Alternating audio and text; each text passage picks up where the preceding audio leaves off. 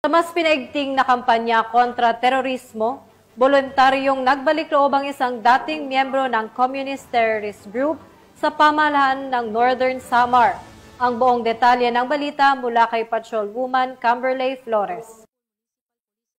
Yung nagbalik loob sa pamahalaan ang isang miyembro ng Communist Terrorist Group sa Barangay Calachuchi, Catarman, Northern Samar. Ang pagbabalik loob ay resulta ng matagumpay na pakikipagnegosasyon ng mga tauhan ng 1st Northern Samar Provincial Mobile Force Company kasama ang Catarman Municipal Police Station. Samantala, nakatanggap naman ang nagbalik loob ng agarang tulong na bigas mula sa mga kapulisan. Ang nasabing surrendery ay nasa kustodiya ng 1st Northern Samar PMFC para sa kanyang posibleng enrollment sa programa ng ating gobyerno na Enhanced Comprehensive Local Integration Program o ECLIP. Patuloy ang panawagan ng pambansang pulisya sa iba pang mga miyembro ng CTGs na iwaksi ang maling ideolohiya at pagbalik loob sa ating pamahalaan upang makasama ang pamilya, mamuhay ng payapa at patuloy na sumuporta sa mga programa ng ating gobyerno. Mula dito sa Police Regional Office 8, ako ang inyong PNN Correspondent, Patrolwoman Flores, alagad ng batas, tagataguyod ng Balitang Pulis.